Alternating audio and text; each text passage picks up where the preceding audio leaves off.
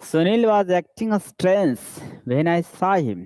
यहाँ देखिए, एक्ट आपका मेन वर्ब का काम करेगा।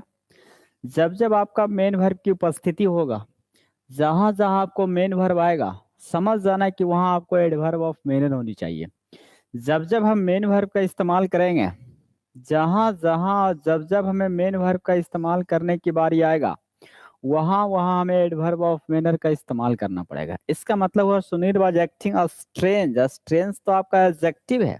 स्ट्रेंज आपका क्या है? एडजेक्टिव है। तो हमें एडवर्ब होनी चाहिए। तो एडवर्ब होने के लिए हमारा स्ट्रेंजली होगा। क्या यूज करेंगे? स्ट्रेंजली का इस्तेमाल करेंगे। ये एडवर्ब यही काम करेगा, एडवर्ब ऑफ मैनर। ठीक है।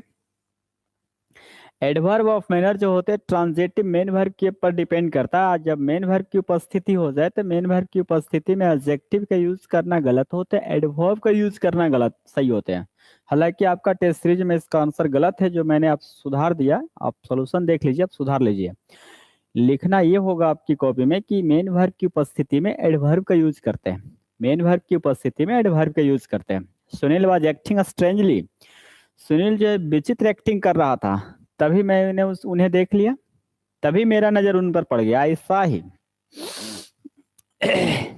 लिखो, आई शैल नॉट गो, मैं नहीं जाऊंगा। अनटिल आई एम इनवाइटेड, जब तक कि मुझे इनवाइट नहीं किया जाएगा तब तक मैं नहीं जाऊंगा। देखिए, अनटिल दरअसल जो होता है ना, टाइम को शो करता है। अनटिल टाइम के लिए शो करता है, जबकि अनलेस जो होता है ना, कंडीशन शो करता है। अनलेस बराबर इफ नॉट आता है। अनलेस बराबर इफ नॉट होता है जो कंडीशन शो करता है। अनलेस और इफ नॉट जो होते हैं ना, कंडीशन शो करता है, कंडीशन बतलाता है। क्या बतलाएगा भाई? कंडीशन बतलाने के लिए यूज करते हैं। कौन? अनलेस। अनलेस जो होते हैं कंडीशन शो करता है। अनलेस बराबर इफ नॉट कंडीशन बतलाने के लिए यूज किया जाता है, जबकि अनटिल जो होते हैं टाइम बतलाने के लिए यूज करते हैं। किसके लिए? टाइम के लिए यूज किया जाता है। टाइम के लिए हम यूज करते हैं, अनटिल का यूज हम टाइम के लिए यूज करते हैं। ठीक है, आगे देखिए, जैसे यूज करेंगे, let us wait here, wait here until it stops raining, जब तक बारिश ना छूटे, यानी बारिश छूटने तक प्रतीक्षा करना होगा। लेट्स वेट हियर, यहाँ हमें प्रतीक्षा करना होगा, यहाँ हमें रुकना होगा जब तक कि बारिश छूट ना जाए, यानी बारिश छूटने तक हमें प्रतीक्षा करना होगा। यहाँ जो अंटिल शो करेगा ये टाइम शो करेगा। टाइम के लिए हम अंटिल का इस्तेमाल करते हैं। Let us wait here until it stops raining, बारिश रुकने तक हमें प्रतीक्षा करना होगा। यहाँ हम अंटिल यूज करेंगे। जहां जहां टाइम से रिलेटेड आएगा वहां अंटिल आएगा, और जहां कंडीशन होगा वहां अनलेस आएगा। और टिल जो होता है ना, पॉइंट ऑफ टाइम के साथ हम यूज ज्यादा करते हैं। Point of time, point of time हमारा जब जब आएगा वहां वहां हमें टिल का इस्तेमाल करना पड़ेगा। पॉइंट ऑफ टाइम टिल होते हैं। तक बाय का साइनो होते हैं। टिल बराबर बाई होता है। हालांकि प्रीपोजिशन अर्थ के अर्थ में तो इसका अंटिल भी साइन आता है। तक, टिल बराबर बाई बराबर अंटिल, सॉरी एक ही वही होगा। तक, तक, टिल बराबर बाई बराबर अंटिल होते तक। अगला वेदर। अब इसका यूज देखिए, आपको सिखाते कि कहाँ इसका यूज करेंगे। ये एग्जाम्पल आप फटाफट लिखते चले जाएंगे। आई शैल नॉट गो अंटिल, समझ में आ गया? वेदर के बारे में समझिए क्या होता है। वेदर दरअसल जो होते हैं डैट का सिनोनिम देता है। ये डैट का साइनो देता है। डैट यानी इफ का सिनोनिम देता है। किस चीज का? इफ का सिनोनिम देगा। वेदर बराबर डैट बराबर इफ, की के अर्थ में आता है यूज। अब देखिए इसका यूज कहाँ कहाँ करते हैं। नरेशन आप पढ़े होंगे, नरेशन हम पढ़ाते तो आप लोग भी पढ़े होंगे। He said to me, he said to me are you ill, क्या आप बीमार हैं? आर यू इल, क्या आप बीमार हैं? ये नरेशन का सवाल हुआ। अब नरेशन को हम आपको बनाने के लिए कहेंगे तो आप बनाएंगे कि he asked me, inverted comma है तो जाहिर सी बात है कि इफ आएगा, बाक असर्टिव होगा, आई वॉज इल, है ना। यहाँ इफ आप नहीं लगाना चाहते तो मत लगाइए, यहाँ वेदर लगा दो, दोनों सही है। ऐसा नहीं कि हम इफ को घेर दें तो इफ गलत है। आप ऐसी सिचुएशन में आप इफ लगाना चाहते तो इफ लगाइए, आप इफ नहीं लगाना चाहते तो वेदर लगाइए, दोनों सही होता है यहाँ। लेकिन डैट यदि कोई लगाएगा तो इस परिस्थिति में गलत होता है। साइनो जरूर आपका डैट भी है, लेकिन डैट लगाना गलत कहलाएगा, ठीक है। तो ही आस्क्ड मी, उन्होंने मुझसे कहा, इफ या वेदर दोनों सही है, जो इच्छा है। नरेशन में स्टार्ट करते हैं। यानी कहने का मेरा मतलब ये हुआ कि यदि आस्क रहे तो ठीक है, वांट टू नो रहे तब भी ठीक है, वांटेड टू नो तब भी ठीक है, या फिर इंक्वायर्ड ईएन, या फिर इंक्वायर्ड ऑफ। कहने का मतलब आप समझ जाइए कि यदि आस्क, इंक्वायर या वांट टू नो रहे तो कन्फर्म है कि हम इफ या वेदर का इस्तेमाल करेंगे। आस्क, वांट टू नो या इंक्वायर रहे तो कन्फर्म है कि हम इफ या वेदर का इस्तेमाल करेंगे। लेकिन एक परिस्थिति आएगा जहां केवल वेदर आएगा, है ना। वेदर के बाद हम और अथवा और नॉट का यूज करेंगे, और अथवा और नॉट का इस्तेमाल करेंगे। ध्यान दीजिए, वेदर के बाद हम और अथवा और नॉट का इस्तेमाल करेंगे। वेदर के बाद या तो हम और का इस्तेमाल करेंगे या फिर और नॉट का इस्तेमाल करेंगे, ठीक है।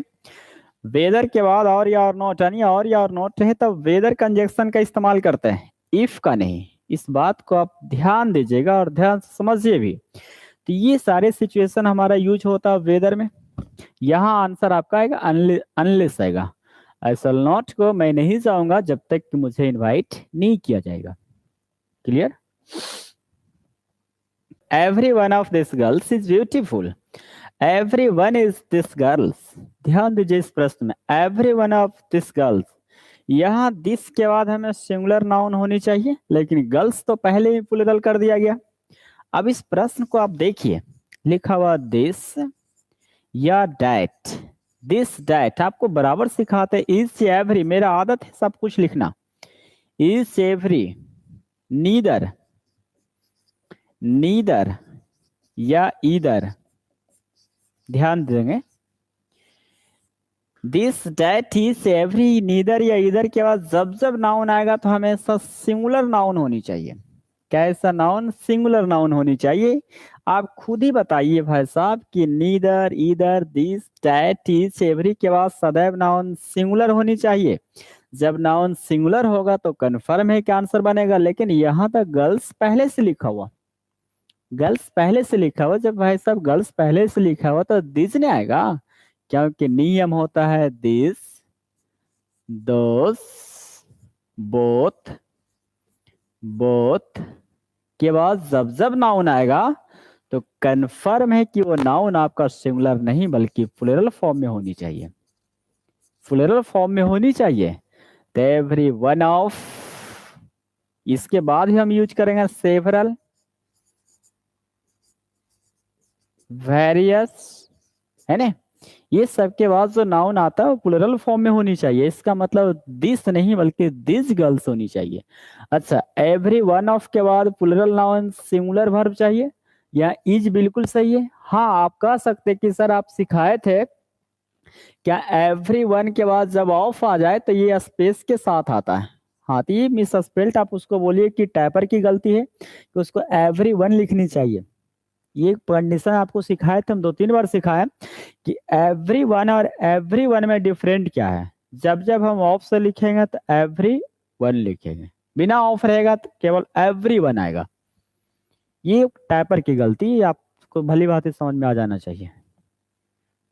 करे ग्रांटिंग, ग्रांट माने होते हैं स्वीकृति देना, ग्रांट होता है स्वीकृति देने के लिए हम ग्रांट क्रिया का यूज करते हैं। करे granting that he has a very great influence, करा ग्रांटिंग दैट स्वीकृति देते हुए, that he has a very great influence, he has a very great influence, उसके पास काफी इन्फ्लुएंस, उसका काफी प्रभाव रहा।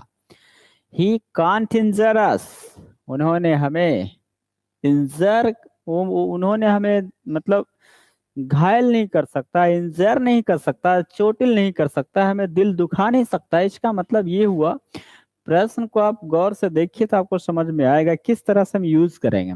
करा he may have great influence, so he may have great influence, he may have great influence, वो काफी ज्यादा असर दिखा सकता है, इसलिए इसलिए वह हमें कुछ बिगाड़ नहीं सकता। जब वह बहुत ज्यादा असर दिखा सकता है तो कुछ बिगाड़ नहीं तो सो कैसे आएगा?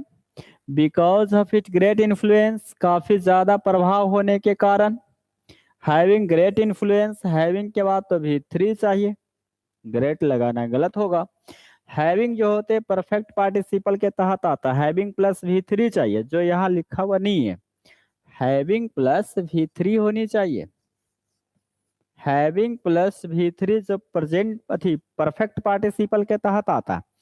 हैविंग प्लस भी थ्री जितने भी आता हो सारे के सारे परफेक्ट पार्टिसिपल होते हैं, और परफेक्ट पार्टिसिपल जो होगा वो कंप्लीट एक्शन को शो करता है। जितने भी परफेक्ट पार्टिसिपल होते हैं सारे के सारे कंप्लीट एक्शन को शो करता है। तो हैविंग ग्रेट इन्फ्लुएंस यूज करना गलत होता है। हैविंग ग्रेट इन्फ्लुएंस यूज करना गलत होगा। यानी हम ये कह सकते हैं कि ये आपका पार्टिसिपल जो है बिल्कुल सही है। और नियम कहता है कि पार्टिसिपल वाले सेंटेंस में सब्जेक्ट हमेशा एक होते हैं। ठीक है।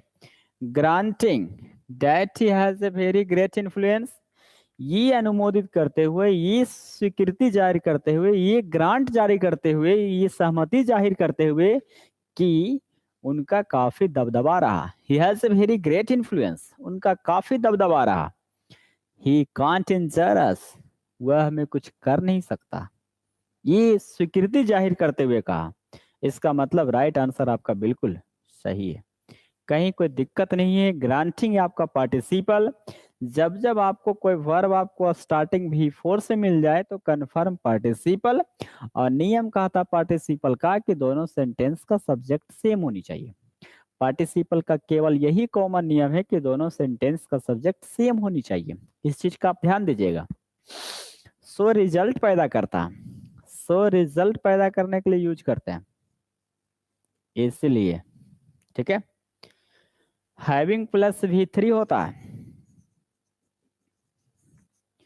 हैविंग प्लस भी थ्री होता है परफेक्ट पार्टिसिपल। परफेक्ट पार्टिसिपल होते हैं बिकॉज ऑफ जो होते हैं रीजन बतलाने के लिए यूज करते हैं। बिकॉज ऑफ जो होता है रीजन बतलाने के लिए, के कारण। Water drawn from a municipal reservoir या private well is likely to contain traces of minerals of bacteria। Question आप देखिएगा तो आपको समझ में आएगा। वाटर ड्रॉन, वाटर ड्रॉन मतलब हुआ पानी निकालना। वाटर ड्रॉन होते पानी निकालना, जल निकालना, कहाँ से भाई? Municipal reservoir. म्युनिसिपल हुआ नगर पालिके रिजर्वर, नगर पालिके टैंक, या प्राइवेट कुआं, निजी कुआं। Is likely to contain traces of minerals of bacteria, bacteria की मिनरल्स का पता चलने की संभावना है। किसमें भाई? तो वाटर ड्रॉन निकाले गए पानी, कहाँ से निकाले गए पानी भाई? म्युनिसिपल रिजर्वर, नगर पालिका, नगर पालिका के जो होता है ना उससे। तो नगर पालिका किसी खास पार्ट होते, किसी खास जगह की बात होते। यहाँ तो केवल केवल यूज करेंगे विलेज टैंक नहीं बल्कि पब्लिक टैंक होगा, सार्वजनिक टैंक है उससे निकाला गया, या फिर प्राइवेट, चूंकि ये प्राइवेट और पब्लिक होनी चाहिए, प्राइवेट और पब्लिक होनी चाहिए। देखो ना, और से जोड़ा गया। तो एक और आपकी सरकारी रहेगा तो एक और प्राइवेट रहेगा। बात समझ में नहीं आया? जैसे जो वर्ड होते हैं और एंड जो होते हैं समान शब्द के साथ जुड़े हुए रहते हैं। और बट जो होते हैं और एंड वो आपको समान शब्द के साथ कंपैरिजन करते हैं, जैसे अप एंड डाउन, यानी अप या डाउन। तो इस तरह से हम यूज करते हैं। ठीक उसी प्रकार से यहाँ positive and negative, positive and negative, question and answer ऐसे यूज करते हैं। ठीक वही प्रकार से यहाँ लिखा वाटर ड्रॉन जो है पानी जो खींचे जाते हैं किससे? तो आगे लिखा हुआ प्राइवेट वेल, निजी कुआं, तो कंफर्म हो जाएगा कि सार्वजनिक टैंक से। सार्वजनिक टैंक हो या निजी कुआं हो, उससे निकाले गए जल is likely to contain traces of mineral of bacteria, bacteria की, मिनरल वाटर की जो बैक्टीरिया है, वाटर जो है उस जो निकाले गए सार्वजनिक कुआं और प्राइवेट कुआं से जो निकाले गए जल है वो बैक्टीरिया के मिनरल्स होने का पता चला है। लग रहा है कि उसमें मिनरल्स होने की संभावना ज्यादा है। ये पब्लिक टैंक आएगा, विलेज टैंक नहीं होते, प्राइवेट टैंक नहीं आएगा। आई विल बाय द हाउस, ध्यान से देखिएगा। आई साइल होता है लेकिन हम आपको पढ़ाएंगे आई विल। इसका मतलब हुआ कि मैं जरूर घर खरीदूंगा। I will buy the house मतलब हुआ कि मैं जरूर अवश्य घर खरीदूंगा। I will buy the house, मैं अवश्य घर खरीदूंगा। Provided it is quite sound, it is quite sound, बशर्ते कि घर मजबूत हो, बशर्ते कि घर बिल्कुल मजबूत हो। यह ईट जो आया ना वो हाउस के लिए आया। किसके लिए? हाउस के लिए। बशर्ते कि घर आपकी मजबूत होनी चाहिए। इट इज क्वाइट साउंड हुआ, साउंड मैंने ठोस मजबूत, क्वाइट मैंने बिल्कुल, क्वाइट मैंने होता है एट ऑल, बिल्कुल, एट ऑल बिल्कुल। अब देखिए प्रोवाइडेड कंजक्शन है, बात समझिएगा बिल्कुल को, ठीक है, बात आप समझिएगा इस बात को। देखिए दरअसल क्या होता है ना कि प्रोवाइड, प्रोवाइड माने होते प्रदान करना, प्रोवाइड मीन्स होते देना या प्रदान करना, प्रोवाइड होता है, ये मेन वर्ब का काम करता है। प्रोवाइड माने देना या प्रदान करना। लेकिन प्रोवाइडेड यदि हम करेंगे ना तो ये कंजक्शन का भी काम करता है और इसका V2 भी है, इसका V2 और V3 दोनों है। प्रोवाइडेड V2 V3 है। लेकिन आपको एक और बताते चलते हैं कि प्रोवाइडेड आपका अपने आप में एक कंजक्शन है। क्या काम करेगा भाई?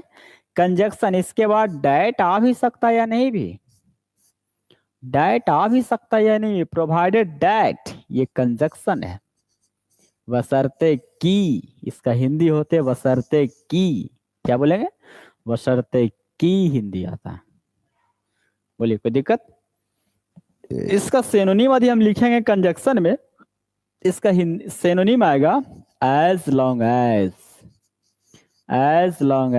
या so long as, so long as, बशर्ते की या इस शर्त पर की।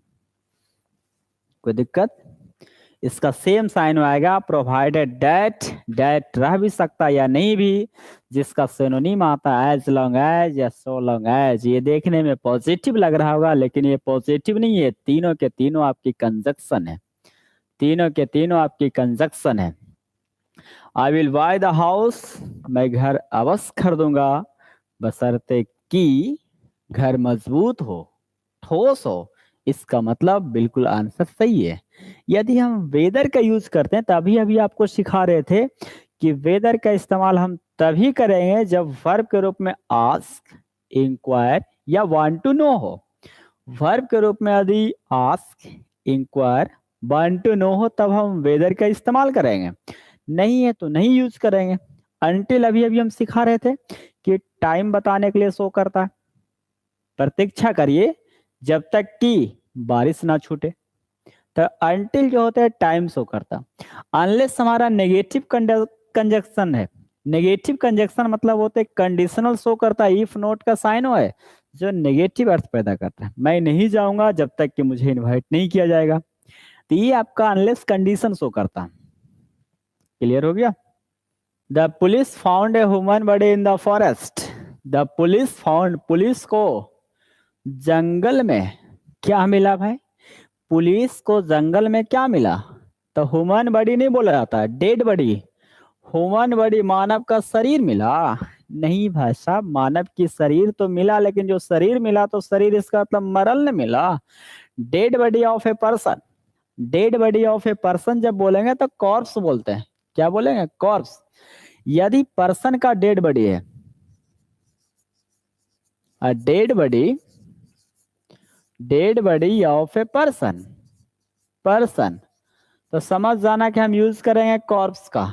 लेकिन कार्कास जो होते ये होता है dead body, dead body of animal, of an animal, animal. यदि डेड बॉडी है कार्कास, यदि किसी एनिमल का डेड बॉडी है तो कार्कास कहलाएगा। यदि किसी पर्सन का डेड बॉडी है तो कन्फर्म है कॉर्प्स कहलाएगा। अब आप पूछिएगा कि सर कॉप्स क्या है? ये कॉप्स जो है ना फॉरेस्ट का साइनो है, ये फॉरेस्ट का साइनो है, जंगल का साइनो कॉप्स कहलाता है। कॉप्स जो होते हैं ग्रुप ऑफ ट्रीज होते हैं, जहां वृक्षों का जो ग्रुप होते हैं उसी को कॉप्स कहते हैं, और ग्रुप ऑफ ट्रीज कहलाता है, ग्रुप ऑफ ट्रीज कहलाता है, वृक्षों की समूह को कहते हैं हम इसको। ठीक है, अब बात समझिए। अब सवाल उठेगा कि सर पुलिस को जंगल में तो जानवर का भी शरीर मिल सकता है, मानव का भी डेड बॉडी मिल सकता है। हाँ बिल्कुल आपका कहना सही है कि पुलिस को जब जंगल में गया है तो जंगल में उसमें उसको एनिमल का भी डेड बॉडी मिल सकता है और मानव का भी डेड बॉडी मिल सकता है। तो आंसर बी भी सही है और आंसर सी भी सही है।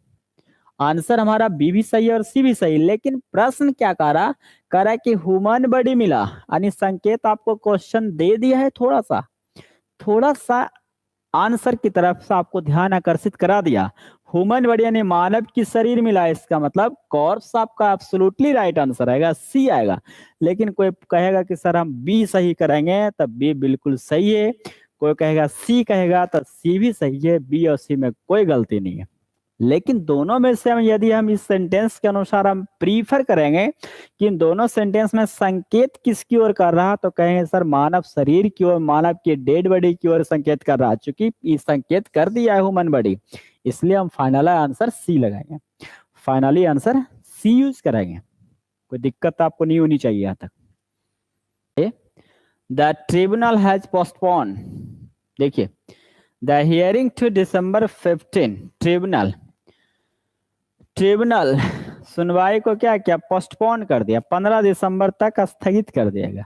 15 दिसंबर तक सुनवाई को स्थगित किया गया। देखिए कोर्ट कचहरी का जितने भी सुनवाई होता है, कोर्ट कचहरी अदालत जितने की ये सब का सुनवाई होता है, उसको स्थगित के लिए हम एडजॉर्न का यूज करते हैं। एडजॉर्न, आप यदि मूवी भी देखिएगा तो जिस मूवी में देखिएगा कि कोर्ट का चर्चा होगा तो वहां तुरंत कहेगा the court is adjourn today, the court is adjourn, मतलब कोर्ट को स्थगित किया जाता है। आज का कार्यसभा, आज की सभा यही समाप्त किया जाए, तो एडजॉर्न होते हैं। क्या बोलेंगे, एडजॉर्न बोलते हैं किसी सभा या किसी सुनवाई को।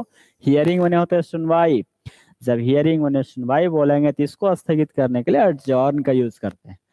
डिले, डिले तो होता है देर करना का अर्थ में डिले आता है, जिसको आप कहते हैं कॉल ऑफ, अति put off, put off, postpone बोलते हैं, पोस्टपोन बोलते हैं स्थगित करना, स्थगित करना डिले कहलाता है।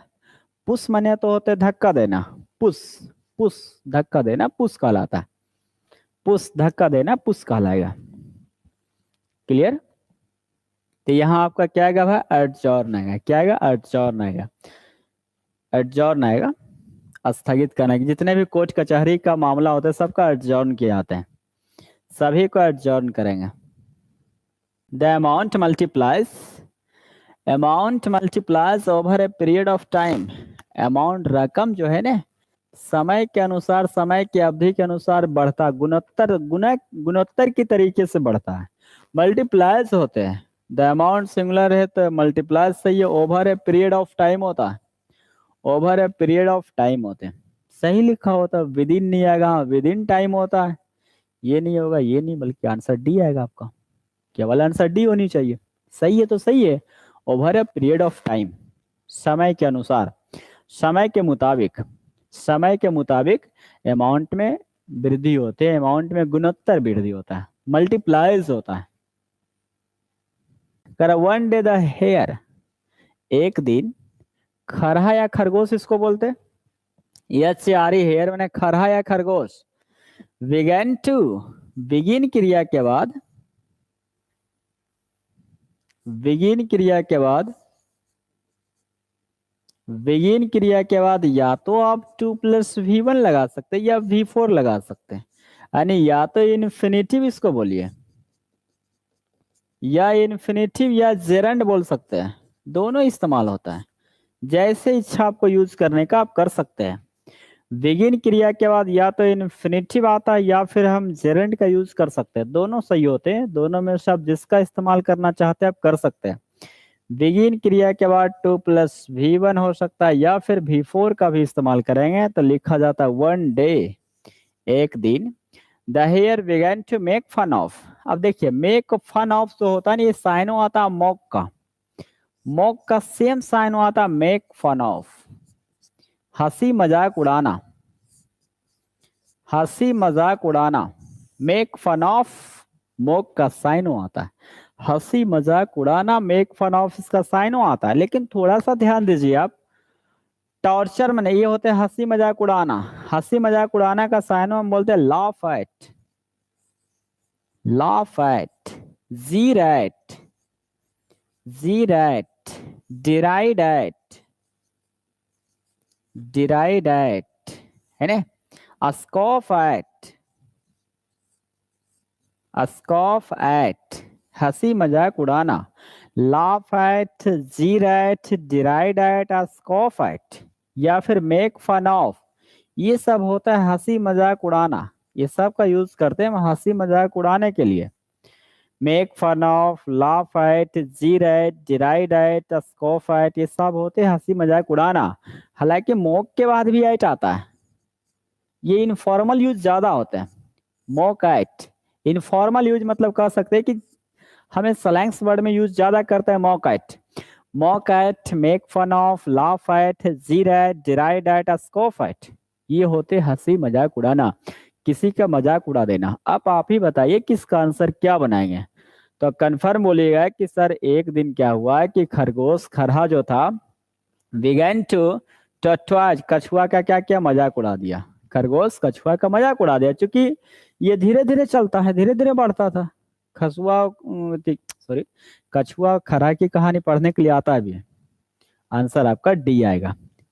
ये बनाने के लिए मॉक का यूज हम अक्सर करते हैं, जनरली अर्थ में यूज करते हैं, लेकिन इसका फॉर्मल इस्तेमाल नहीं होता है, इनफॉर्मल यूज ज्यादा, स्पीकिंग में ज्यादा आता है, लिटरेचर में ज्यादा यूज होता है मॉक का। मॉक का यूज हम ज्यादा लिटरेचर में करते हैं। किसमें? लिटरेचर में। जनरली यूज हम इंग्लिश में कर देते हैं, लेकिन इसका हम ग्रामेटिकल यूज करेंगे तो मॉक एट यूज होते हैं। क्या यूज करेंगे? मॉक एट यूज होते हैं, मॉक नहीं आते हैं। तो मॉक एट कहीं फ्रेज में लिखा हुआ ही नहीं है, तो mock at, make fun of, laugh at, jeer at, deride at, scoff at, right answer D आएगा। साउट एट मने होते चिल्लाना, साउट एट चिल्लाना। टॉर्चर मने होते तंग करना, टॉर्चर मने होते तंग करना। शिक्षक ने उसे क्या कहा भाई? शिक्षक ने उसे कहा to copy the material word for word, material को बर्ड फॉर बर्ड कॉपी करने को कहा। तो बर्ड फॉर बर्ड होते जो बिल्कुल सही है, वर्ड फॉर वर्ड होते शब्द सा, वर्ड फॉर वर्ड शब्द सा, वर्ड फॉर वर्ड जो होते वो शब्द सा होते, वर्ड फॉर वर्ड। लेकिन वर्ड बाय वर्ड भी होता है, टाइप वर्ड बाय वर्ड होता है, टाइप वर्ड बाय वर्ड होते हैं। एक एक शब्द करके टाइपिंग करना वो वर्ड बाय वर्ड होते हैं, एक एक लेटर करके टाइपिंग करना वर्ड बाय वर्ड होते हैं। और ऐसे हम कॉपी के लिए या फिर लर्न के लिए, लर्न या कॉपी के लिए हम वर्ड फॉर वर्ड का यूज करते हैं। लर्न या कॉपी के लिए हम वर्ड फॉर वर्ड, और टाइप के लिए word by word. The teacher asked him to copy the material word by word, नहीं बल्कि वर्ड फॉर वर्ड आएगा, राइट आंसर डी आएगा। The teacher was stimulated by the mischievous behavior of the students. शिक्षक was stimulated, stimulate जो होता है good sense में आता है, इनकरेज समझते हैं? इनकरेज, इनकरेज जो होते हैं प्रोत्साहित करना, स्टिमुलेट होते हैं किसी को प्रोत्साहित करना, स्टिमुलेट होते उत्तेजित करना। स्टिमुलेट का साइन आपका आता है इनकरेज, प्रोत्साहित करना, किसी काम को करने के लिए प्रोत्साहित करना, उत्तेजित करना। सिंपल सी बात करें ना, स्टिमुलेट देखिए हम सिंपल बताते हैं। देखे होंगे गांव गिराम में क्या होता है कि लोग 2-3 घंटा काम किया, चल भाई निकाल खैनी तनी, खैनी खाने से क्या उसकी एनर्जी बढ़ जाता है, नहीं थोड़ा सा उत्तेजना आ जाता है, स्टिमुलेट हो जाता है। हमें 3 घंटा भी पढ़ाएंगे फिर कहेंगे लाओ थोड़ा सा एक गिलास चाय पिला दो, 1 कप चाय पिला दो, 1 कप कॉफी पिला दो, 1 लोटा पानी पिला दो। तो ये क्या हुआ कि पीने के बाद क्या होता है, आंतरिक शक्तियों में थोड़ा ताकत मिलता है, इनकरेज होता है, उत्साह मिलता है। स्टिमुलेट इसी को कहते हैं, इसलिए चाय को स्टिमुलेट पदार्थ कहा जाता है, उत्तेजक पदार्थ कहा जाता है। स्टिमुलेट माने होते हैं जिज्ञासा को बढ़ा देना, स्टिमुलेट, इनकरेज। क्लियर हो गया? स्टिमुलेट क्या यूज करेंगे? इनकरेज यूज करेंगे स्टिमुलेट का। बढ़े आगे, स्टिमुलेट इनकरेज आता रहता है। अब आइए इवोक, इवोक जो होते हैं ना आवाहन करना, आवाहन करना खासकर होते ईश्वर के आवाहन करना इवोक कहलाता है। इवोक होते ईश्वर का आवाहन करना इवोक कहलाता है। पुकारना, सिंपल से बात करिए, पुकारना। इंस्पायर, प्रेरित करना। इंस्पायर भी हालांकि इनकरेज का ही साइन है। प्रोत्साहित करना, प्रेरणा मिलना इंस्पायरेशन होता है ना, प्रेरित करना इंस्पायर होते हैं। प्रोवोक होते हैं बैड सेंस में, भड़काना। प्रोवोक होते बैड सेंस में आता है, एगोन इसका साइन आता है, एगोन। स्टीर ऑन, भड़काना, है ना। सेटोन भी होता है, सेटोन, आग लगा देना। प्रोवोक होता है, एगोन होता है, स्टीर ऑन होता है, सेटोन होता है, आग लगाना, अपनी भड़का देना। पिन मारना सिंपल समझते होंगे, पिन मारना। तो वही कह रहा है कि द टीचर वाज प्रोवोक्ड हो जाना चाहिए बाय द मिस्चीवियस। मिस्चीवियस माने होते दुस्साहस, जो मतलब मिस्चीवियस माने शरारती बच्चा को कहते हैं। मिस्चीवियस बिहेवियर ऑफ स्टूडेंट्स, विद्यार्थियों की शरारती बिहेवियर से शिक्षक भड़क गया, शिक्षक क्रोधित हो गए, प्रोवोक हो जाएगा। इंस्पायर, उससे प्रेरणा मिलेगा। विद्यार्थी शरारत करेगा तो शिक्षक को क्या प्रेरणा मिलेगा, नहीं, बल्कि शिक्षक भड़क गए। सी आंसर आएगा। लिखा, we could not help admire his inventing genius. Sentence देखिए, we could not help admire. ये क्वेश्चन हम आपको कई बार हम पढ़ाए भी। देखिए, कांट, सब्जेक्ट आएगा आपकी समबडी, समबडी के बाद होता है कांट यानी कैन नॉट या कुड नॉट। कैन नॉट आएगा या कुड नॉट आएगा, कैन नॉट आएगा या फिर कुड नॉट आएगा। इसके बाद हमारा दो फॉर्मेट चलता है, कैन नॉट हेल्प या कुड नॉट हेल्प, ठीक है। यहाँ के बाद हमारा दो फंडा काम करता है। यदि आप V4 लगाना चाहते तो लगा दो, या फिर बट लगाना चाहते तो बट के बाद V1 आता है, नहीं वेयर इन्फिनिटिव आता है। दो बात आपको आप समझेंगे। देखिए, समबडी सब्जेक्ट हुआ, कांट या कुडंट। कांट या कुडंट के बाद हम हेल्प का यूज करेंगे, कांट या कुडंट के बाद हेल्प का यूज करेंगे, और हेल्प के बाद या तो आपका V4 आएगा या फिर बट प्लस V1 आएगा, बट प्लस वेयर इन्फिनिटिव आएगा या फिर V4 आएगा। कांट हेल्प या कुडंट हेल्प के बाद या तो V4 आएगा या फिर वेयर इन्फिनिटिव आएगा, बट लगाएंगे तो वेयर इन्फिनिटिव आएगा। दोनों सही है। इसका मतलब होते है कि जिसे हम सहन नहीं कर सकते, जिसे बर्दाश्त नहीं, जिसे सहन नहीं किया, नहीं सॉरी, जिससे रोका नहीं जा सकता। इसका टोटल हिंदी होता है जिसे रोका नहीं जा सकता, जिसे रोका नहीं जा सकता, ये इसका मतलब होते हैं। रोकने में असमर्थ, बचने में असमर्थ, ये होते हैं आपका कांट हेल्प या कुडंट हेल्प आता है, प्लस V4 या बट प्लस V1 आता है। अब देखिए क्वेश्चन, क्वेश्चन समझिएगा। इसमें ये कई एक बार प्रश्न आया आपका, वी कुड नॉट हेल्प, यदि वी कुड नॉट हेल्प लगाते तो एडमायरिंग होनी चाहिए, जो प्रश्न में नहीं है। 2 + V1 नहीं आएगा, ये नहीं आएगा, यानी could not help but admire his inventive genius. हम उनकी इन्वेंटिव जीनियस की तारीफ करने से हम बच नहीं पाए, तारीफ करना पड़ा, उनकी प्रशंसा करना पड़ा, उनकी गुणगान गाना पड़ा। कुड नॉट हेल्प बट होगा, ठीक है। ये क्वेश्चन बराबर आपका आता रहता है, she could not help but help laugh. क्या ये सही होगा, गलत हो जाएगा? इसका फाइनली आंसर हम लिखेंगे, सी कुड नॉट हेल्प। यदि आप बट लगाना चाहते हैं तो बट लगा के लाफ लिखेंगे, या फिर हम बट नहीं लगाना चाहेंगे तो लाफिंग यूज करेंगे। सी कुड नॉट हेल्प लाफिंग, वह हंसी रोक नहीं पाई। इसका ये हिंदी सहायता नहीं बल्कि वह हंसी रोक नहीं पाई। सी कुड नॉट हेल्प लाफिंग, वह हंसी रोक नहीं पाई। या फिर इसी को हम लिखेंगे, she could not help but laugh, full stop.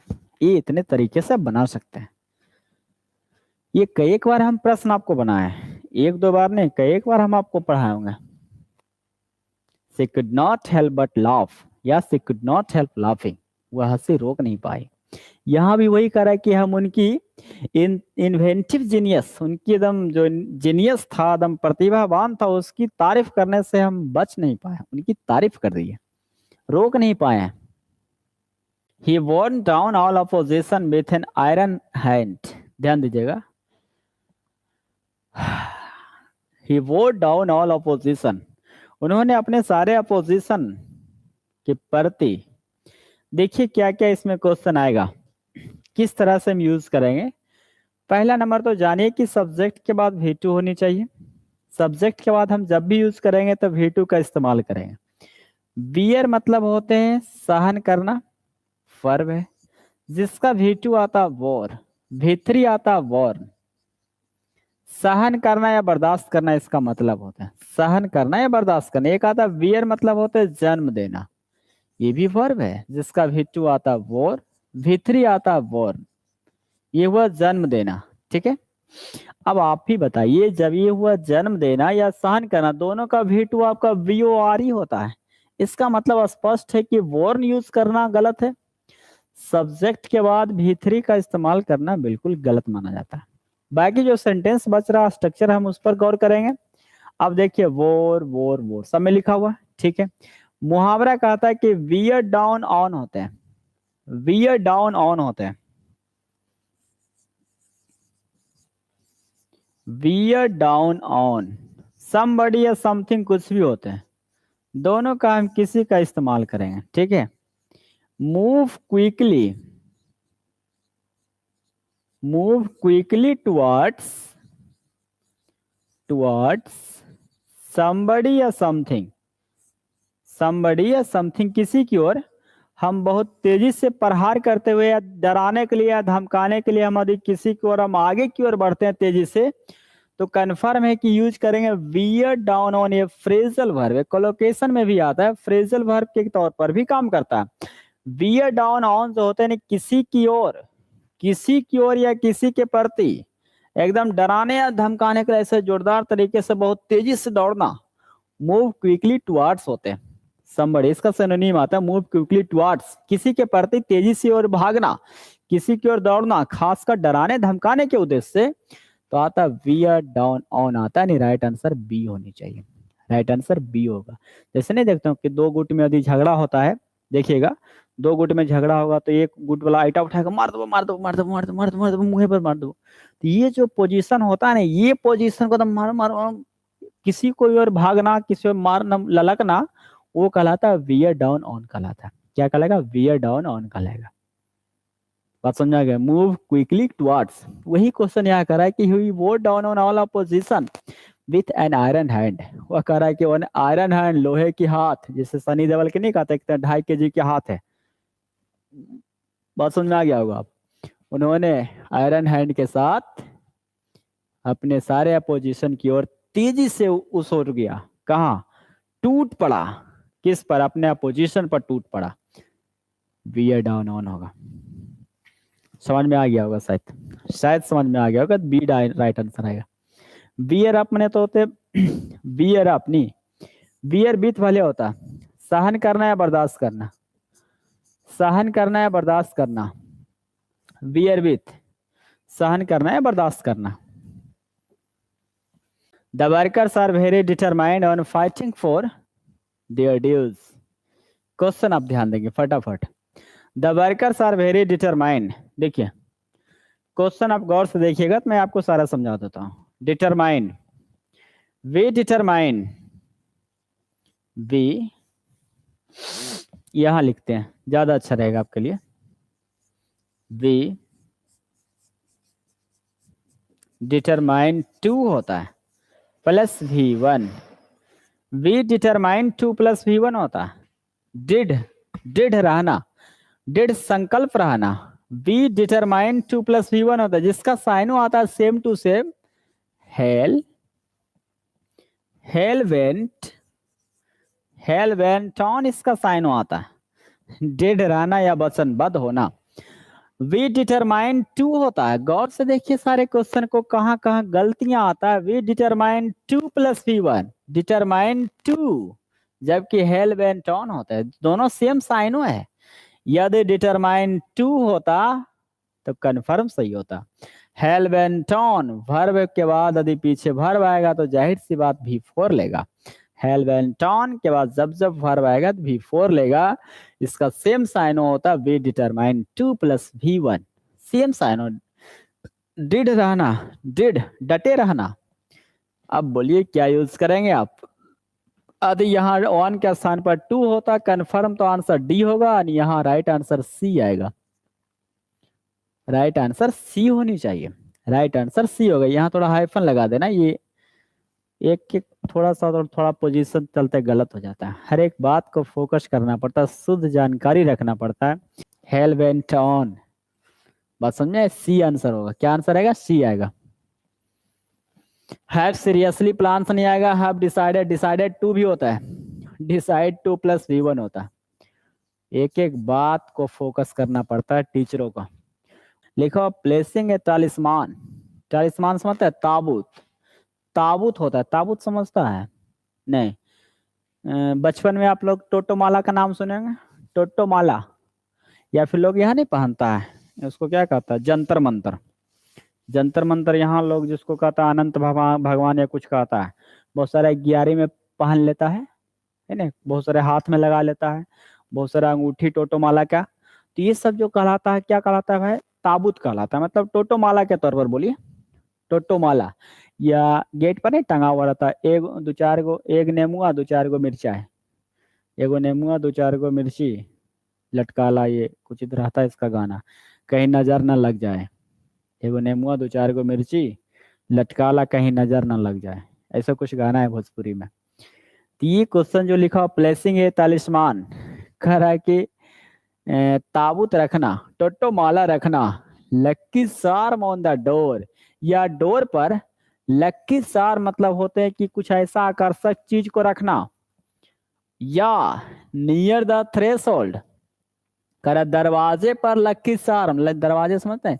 ये जो डोर होता है ना, ये दरवाजा, ये दरवाजा है, ये दरवाजा है, इसका मतलब ये हुआ कि दरवाजा ऑन द डोर लिखने का मतलब हुआ इस दरवाजे पर कहीं ना कहीं लक्की चार्म, मतलब नहीं देखते हैं लिखा रहता शुभ लाभ, शुभ लाभ, शुभ लाभ नहीं लिखा रहता, या फिर एक ऐसे का चिन्ह बना हुआ रहता है, ऐसे का चिन्ह, ये जो हुआ लक्की चार्म हुआ, मतलब कोई भी देखेगा ना कहेगा वो घर शुभ है, बढ़िया है, या किसी का नजर ना लगे उसके लिए तालिस्मान लग देता है, टोटोमाला यहाँ टांग देता है, टोटोमाला, एगो नेमुआ 2-4 गो मिर्ची, ठीक है।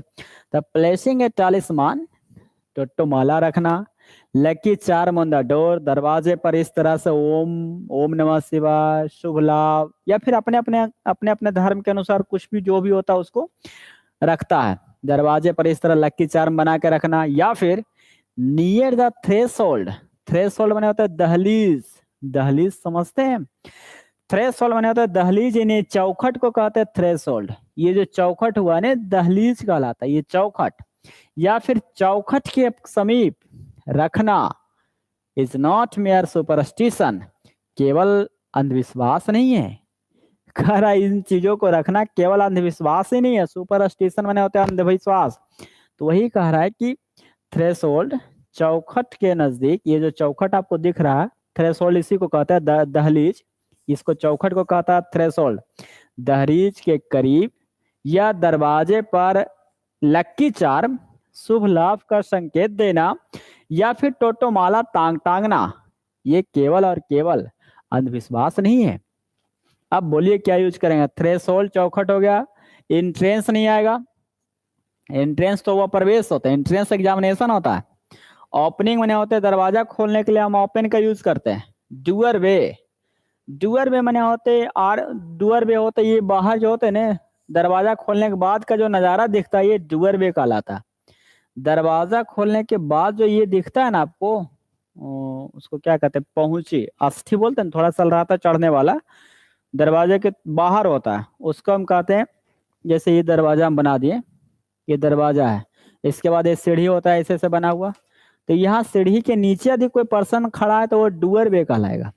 तो यहाँ थ्रेशोल्ड बिल्कुल सही है, कहीं कोई गलती नहीं है, बिल्कुल सही है थ्रेशोल्ड, ये चौखट पता चूंकि कह रहा है कि ये दरवाजा है घर का, या तो दरवाजा थ्रेशोल्ड पर रखिए या दीवार गेट पर या फिर कहीं पर भी लगाइए टांगिए, इसलिए थ्रेशोल्ड आपका बिल्कुल सही आंसर है, डूअर वे नहीं आएगा, थ्रेशोल्ड सही है। डूअर भी बाहर हो जाता है।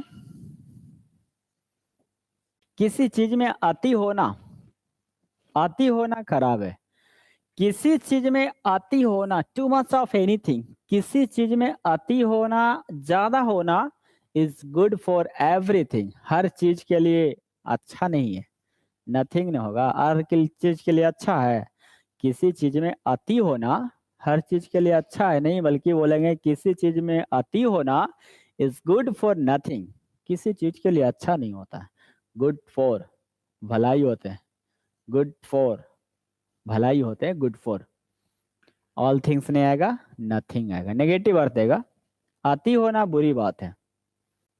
He could not cope up with, cope up with नहीं होता है, केवल कोप विथ होता है।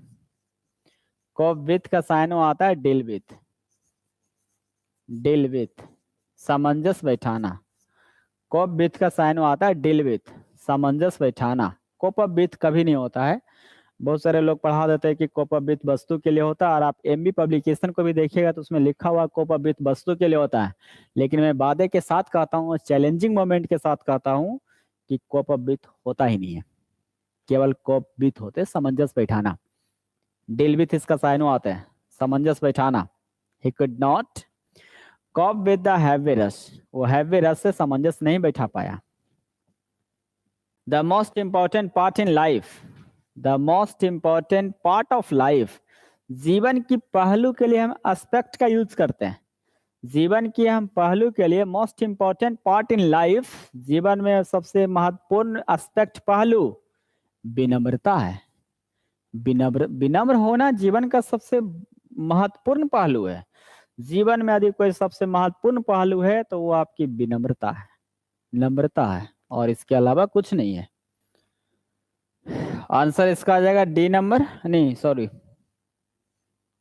एस्पेक्ट हो जाएगा। जीवन के लिए एस्पेक्ट आता है। एंटिटी, ये पावर का साइन हो देता है, सत्ता। एंटिटी पावर या ऑथोरिटी, ऑथोरिटी, ऑथोरिटी सत्ता संप्रभुता। अपीयरेंस मैंने होता है चेहरा। अपीयरेंस बाहरी दिखावा को अपीयरेंस कहते हैं। ये जो क्या हुआ अपीयरेंस का लगा, बाहरी दिखावा जो दिख रहा है सब अपीयरेंस का लगा। चेहरा बाहरी झलक को अपीयरेंस कहते हैं। The prisoner was kept in jail, कैदी को जेल में रखा गया, कैदी को जेल में रखा गया, कैदी को जेल में रखा गया। The prisoner was kept in jail नहीं, बल्कि the criminal was kept in confinement होते हैं।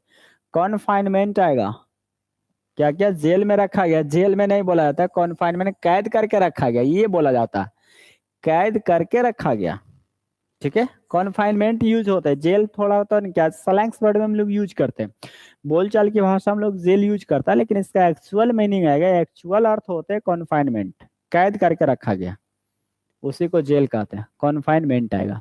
ठीक है, कन्फर्मेशन तो पुष्टि होते हैं, कन्फर्मेशन पुष्टि होते हैं। कॉन्फाइड, कॉन्फाइड एक बार बताए थे आपको, देखिए कॉन्फाइड एक बार बताया था, गिव कॉन्फिडेंस होता है, गिव कॉन्फिडेंस होता है। विश्वास जताना, गिव कॉन्फिडेंस इन होते हैं, या क्रेडिट कॉन्फिडेंस इन होते हैं, या ट्रस्ट इन होते हैं, कॉन्फाइड होते हैं। विश्वास दिलाना, विश्वास दिलाना गिव कॉन्फिडेंस होते हैं, कॉन्फाइड। तो आंसर सी आएगा इसका। लिखा हुआ the students met the college authority, विद्यार्थी जो है, स्टूडेंट्स जो है कॉलेज अथॉरिटी अधिकारियों से मुलाकात किए। The students met the college authority, विद्यार्थी कॉलेज अथॉरिटियों से मुलाकात किए। क्या क्या भाई मुलाकात किए। whom allowed them to sit for the exams, ध्यान दीजिएगा, कह रहा वैसे विद्यार्थी जो कॉलेज अथॉरिटियों से मुलाकात किए, जिन जिन कॉलेज अथॉरिटी से मुलाकात किए। whom allowed, आपको पता है कि अलाउ आपका वर्ब है, आपको ये भी पता है कि वर्ब से पहले कभी whom का यूज करना गलत होता है, क्योंकि who का ऑब्जेक्टिव फॉर्म जो होता है whom होता है, who का ऑब्जेक्टिव फॉर्म whom होता है। जब who का ऑब्जेक्ट whom होता है तो कंफर्म कर सकते हैं कि वर्ब से पहले whom का यूज करना गलत है। ये कंफर्म है कि वर्ब के पहले whom का यूज करना बिल्कुल गलत माना जाएगा, क्योंकि ऑब्जेक्ट का यूज हम वर्ब से पहले नहीं कर सकते। The students met the college authority, whom का यूज करना गलत है, इसका मतलब कंफर्म है कि आपका आंसर who होनी चाहिए। कंफर्म है कि हु होनी चाहिए, लेकिन एक गलत ये है कि seat the at the exams नहीं होता, सीट फॉर द एग्जाम्स होता। यहाँ एट के स्थान पर फोर रहता तब कंफर्म है कि सी आंसर सही हो जाता। सीट फॉर द एग्जाम्स होता, सीट एट द एग्जाम नहीं होते। अपीयर एट द एग्जामिनेशन भले होता है, अपीयर एट द एग्जामिनेशन होता है, सीट एट द एग्जामिनेशन नहीं होते। आंसर आपका सी भी गलत है और डी भी गलत है। बच गया हमारे पास बी ऑप्शन और ये ऑप्शन। ठीक है, सीट फॉर द एग्जाम्स होता है, राइट आंसर आपको हर हाल में बी होनी चाहिए। अब आपका सवाल उठेगा कि सर अथॉरिटी है, कॉलेज अथॉरिटी है, तब तो आप हु लगाते हैं ना, आप हिज क्यों लगा रहे हैं? देखिए कलेक्टिव नाउन, कलेक्टिव नाउन, जहां जहां आपको कलेक्टिव नाउन दिखेगा, ध्यान दीजिए, जहां जहां कलेक्टिव नाउन आएगा, जैसे कि हम बात करेंगे फैमिली, फैमिली, कमिटी, कमिटी, है ना, committee, people, group, group, people, ये सभी जो आपको वर्ड दिख रहा, कलेक्टिव नाउन, जितने भी कलेक्टिव नाउन आएगा, जैसे फैमिली, कम्युनिटी, ग्रुप, ये सभी आपका कलेक्टिव नाउन होगा। और कलेक्टिव नाउन रहने पर हम हु का भी इस्तेमाल कर सकते हैं और जरूरत पड़े तो विच का भी इस्तेमाल कर सकते हैं। फिर से समझिए, कलेक्टिव नाउन जैसे कमिटी, ज्यूरी, ये सब में पर्सन है, लेकिन इसके लिए हु का इस्तेमाल नहीं रहे तो हिज का भी इस्तेमाल बिल्कुल सही होते हैं। कलेक्टिव नाउन जिसमें आएगा family, committee, jury, crowd, move, staff, ये सब जो आपका कलेक्टिव नाउन है, इसके पहले हम हु का भी इस्तेमाल कर सकते हैं, विच का भी इस्तेमाल कर सकते हैं, दोनों सही है। यदि हु के स्थान पर आपका C answer sit for the exams होता तो गारंटी कि सी आंसर होता, लेकिन यहाँ लिखा हुआ है कि सीट फॉर द एग्जाम्स आपका बी ऑप्शन में है, तो बी एब्सोल्युटली राइट आंसर आएगा। क्लियर हो गया? टीम, ये सब के पहले विच और हु दोनों सही होते हैं। नेक्स्ट आइए, equipment and practice space will be provided for the players, खिलाड़ियों के लिए प्रदान किया जाएगा, सारे फैसिलिटी प्रदान किया जाएगा, एवरी फैसिलिटी होगा, सारे सुविधा उन्हें मुहैया कराया जाएगा। इक्विपमेंट एंड प्रैक्टिस नहीं बोलेंगे, एवरी फैसिलिटी बोला जाएगा। Every facility will be provided for the players, खिलाड़ियों के लिए सारे सुविधाएं प्रोवाइड किया जाएगा। क्लियर? आंसर सी आएगा। इस फैसिलिटी नहीं बोलेंगे, एवरी फैसिलिटी, डेट मीन्स बोलेंगे ऑल फैसिलिटीज, ऑल फैसिलिटीज, ये इसका मतलब हुआ। ईच तो सिलेक्शन के लिए यूज करते हैं, ईच सिलेक्शन के लिए यूज करते हैं, गिन गिन कर। मैच तो मात्रा के लिए यूज करते हैं, फैसिलिटी तो हमारा काउंटेबल नाउन है। इक्विपमेंट तो होते हैं, औजार होते हैं, हथियार होते हैं, इक्विपमेंट सामग्री होते हैं, इक्विपमेंट वो नहीं, बल्कि हर एक फैसिलिटी प्लेयर को प्रदान किया जाएगा, प्रोवाइड किया जाएगा। टैक्स पेयर्स मतलब हुआ कर को चुकाने वाले, टैक्स को चुकाने वाले। Are to be conscious of, conscious of मैंने होता है सजग, बी कॉन्सियस ऑफ मैंने होता है सजग होना, सजग होना बी कॉन्सियस ऑफ होते हैं। दियर प्रिविलेजेस, कर चुकाने वाले करदाता जितने होते हैं, अपने अपने विशेषाधिकार के प्रति सजग रहना पड़ेगा, सतर्क रहना पड़ेगा, रहना है नहीं बल्कि सतर्क रहना पड़ेगा। जहां ना पड़ेगा, नहीं पड़ेगी, रहना पड़ेगा, इसका मतलब हैव टू होगा। हैज टू या हैव टू, हैव टू या हैज टू, हैज टू बाध्यता शो करता है, प्लस V1 कंपल्सन शो करता, कंपल्सन शो करता, बाध्यता शो करेगा। क्या शो करेगा? कंपल्सन, बाध्यता शो करेगा, विवशता शो करेगा। Has to, have to plus V1, एक आता V2 plus V1, V2 plus V1 क्या यूज करेगा? ये इन फ्यूचर शो करता है, ये इन फ्यूचर शो करेगा, इन फ्यूचर। जबकि एक आता be about 2 plus V1, be about 2 plus V1, ये फ्यूचर में शो करता है, जिसकी होने की संभावना अति शीघ्र हो। लाइकली,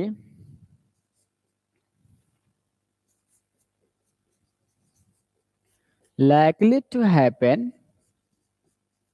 happen very soon, जिसकी होने की संभावना अति शीघ्र हो। We about to plus V1 जो होता है likely to happen very soon, जिसकी होने की संभावना अति शीघ्र हो। ये क्वेश्चन आप ध्यान दीजिएगा, नॉट अबाउट टू जो होता है ये साइनो आता है अनविलिंग टू, अनविलिंग टू का साइनो आता है अनिच्छुक शो करता है, अनिच्छुक अनिच्छा जाहिर करता है। ये be about not about to बराबर होता है अनविलिंग टू, अनिच्छुक अनिच्छुक अनविलिंग टू आता है। ये क्वेश्चन ध्यान दीजिएगा, ये क्वेश्चन बराबर आपको मिलेगा। तो has to have to plus V1 जो आता है ये बाध्यता शो करता है।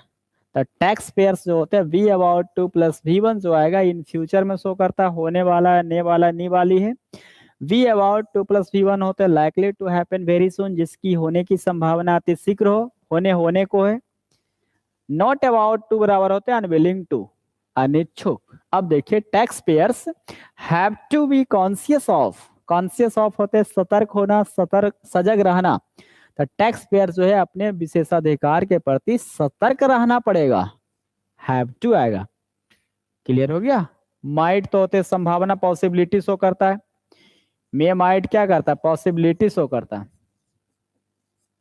पॉसिबिलिटी शो करता है। कुड समर्थ शो करता है एबिलिटी, एबिलिटी शो करता है, समर्थ शो करेगा।